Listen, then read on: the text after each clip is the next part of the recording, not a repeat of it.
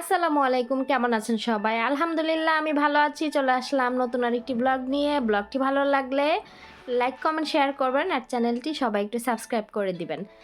তো আজকে ব্লগটি শুরু করলাম কাপড়-চোপড় আয়রন রুম দিয়ে। তো এখানে আমি বসে ছিলাম। তো ভাবলাম যে আজকে এখান থেকে ব্লগটা শুরু করি। তারপরে টুকটাক আপনাদের সাথে কিছু শেয়ার করি।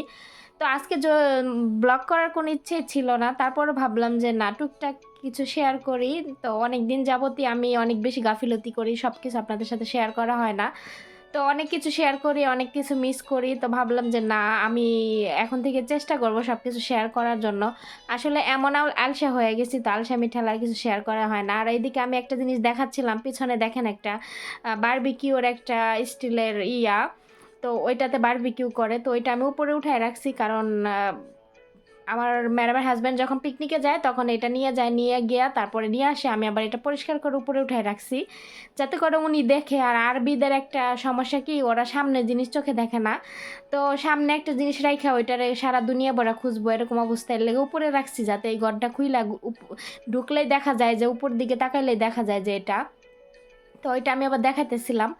আর এখান থেকে আমি আজকে ভিডিওটা শুরু করলাম। তারপরে রান্নাঘরে টুকটাক অনেক কাজ আছে, তো সব কিছুই আস্তে একটু একটু করে শেয়ার করব।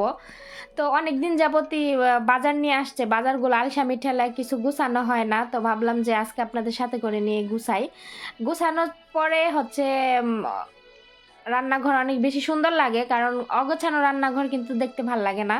তো গুছায় গেছে রাখলেই সুন্দর লাগে। তো এখানে আমার বয়মের সব কিছু শেষ হয়ে গেছিলো, চাপাতিও শেষ হয়ে গেছে, চিনি সব কিছু শেষ হয়ে গেছিলো। বাজার নতুন করে লেখাইছি, তো সব কিছু বাজার নিয়ে আসছে। তো আমি এখানে আপনাদের সাথে শেয়ার করতেছিলাম যে আজকে কী কী ঢালবো। তো আজকে হচ্ছে ঢালাঢালির পালা, সব কিছু সব বয়ম খালি হয়ে গেছে।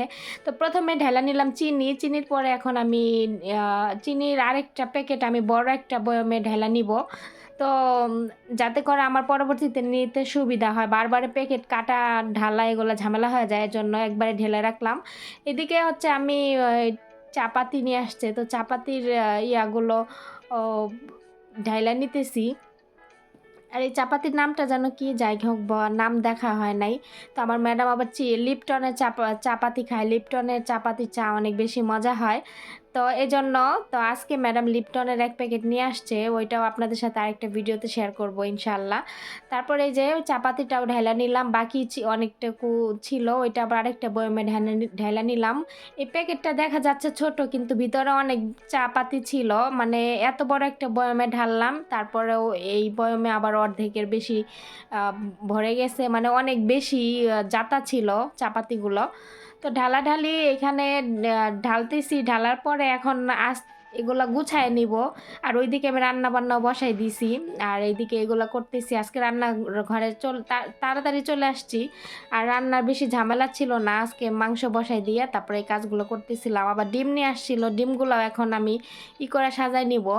তো ডিমের ইয়ের মধ্যে ডিমগুলো সাজিয়ে নিচ্ছি। আর এবার আমার ডিম দেখা মাথা গরম হয়ে গেছে, কারণ আমি লাল ডিম পছন্দ করি না, সাদা ডিম ভাল লাগে। তো যাই হোক, লাল ডিম নিয়ে আসছে, ওদের খাওয়াই এগুলো শেষ করব, আমি খাবো না। তো যেদিন ডিম রান্না করতে বলে সেদিন ওদেরকে এই ভাইজা দিব, সিদ্ধ করে দিব, কিন্তু আমি খাবো না, কারণ আমার এই লাল ডিম আমি খাইতে পছন্দ করি না। ডিমগুলা গোছানো শেষ, এখন ফ্রিজের ভিতরে রেখে দিলাম। পেঁয়াজের একটা বড় একটা নিয়ে আসছে, তো পেঁয়াজগুলো ঢালা নিচ্ছে এখানে। তো এই বাজারগুলো কয়েকদিন আগে করছি, কিন্তু আমি এগুলা ঢালি না, কারণ আমার আলসামি লাগে। যখন আমার আলসামি লাগে তখন আমি কোনো কাজই করি না, ওইভাবেই আমি রেখে দেই। তো এইভাবে রেখে দিতে দিতে আজকে ভাবলাম যে এগুলো করেই ফেলি, কারণ এইভাবে রেখে দিলে নিজের কাছেও খারাপ লাগে, আর গোছানো রান্নাঘর থাকলে নিজের কাছেও ভালো লাগে। তো এখানে চিনি লবণ এগুলো ছিল, আর এখানে সব কিছু আমি গুছাইছি। এখন আমি এই যে দুধের এই কৌটাগুলো করছি, চিনি আরেকটা প্যাকেট ছিল, এটাও বয়ামের জায়গা ছিল না, বিধায় ঢালতে পারি নাই। আর এইদিকে বেসিংয়ে অনেক থালা বাসন আছে, এগুলো আমি এখন ধুয়ে নিব। তো ওইদিকে কেরি পাউডারও হচ্ছে শেষ হয়ে গেছে, এটা হচ্ছে কেরি পাউডার, এটা কিন্তু সব মশলা মিক্স করা। তো এখান থেকে আমি কেরি পাউডারটা এই বয়ামের ভিতরে ঢালবো। আগে যে ঢালছিলাম ওইটা শেষ হয়ে গেছে, তো এটা আবার নতুন বের করলাম, এটা এখান থেকে ঢালবো। এটা আবার চামচ দিয়ে ঢালতে হবে, এভাবে ঢালা যাবে না সরাসরি, চামচ দিয়ে উঠাই উঠাই করতে হবে। তো এক চামচ করে উঠাই উঠাই করতেছিলাম, আর নিচে পড়ে যাচ্ছিল অবশ্য, যাই হোক ব্যাপার না। তো এইভাবে আমি এই যে সব মশলাগুলো এখানে এভাবে বয়ামের ভিতরে আমি যখন শেষ হয়ে যায় একবারে ঢাইলা নেই। তো ঢালা শেষ, এখন বয়ম রেখে দিব। আর সব পুরা ই ইগুলো এখানে মশলাগুলো জায়গা হয় নাই, ওই বয়মে আরও আছে।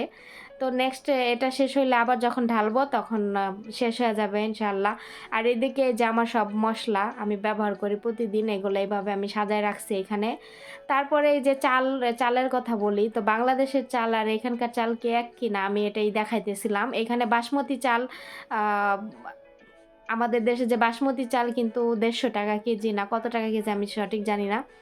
তো এটা হচ্ছে বাসমতি চাল, অনেক বড় বড় ভাত রান্না করার পরে অনেক বড় বড় ভাত হয়। আর আমি রান্না করার 2 ঘন্টা আগে চাল ভিজায় রাখি, তো এতে করে রান্না করতে অনেক সুবিধা হয়। বিরিয়ানিটা অনেক বেশি মানে হয় যে চালটা তাড়াতাড়ি ফুটে যায়, সুন্দর হয়, ঝরঝরা হয়। তো চালগুলো আমি একটু আপনাদের সাথে দেখাচ্ছিলাম যে বাংলাদেশের চাল আর এই চাল কি এক কিনা। তো এখানে চাল আমি চালও নিয়ে আসছিল 1 বস্তা, তো চালও আমি 2 বালতিতে ঢালছি। আর এটার ভিতরে হচ্ছে কয়লা। তো যারা আরব কান্ট্রিতে থাকেন তারা জানেন যে কয়লা দিয়ে ওনারা কি করে। কয়লা মূলত আগুনের ভিতরে পুড়ে তারপরে বুকার জ্বালায়। তো যাই হোক, আজকের ভিডিও পর্যন্তই। সবাই ভালো থাকবেন, সুস্থ থাকবেন, আল্লাহ হাফেজ।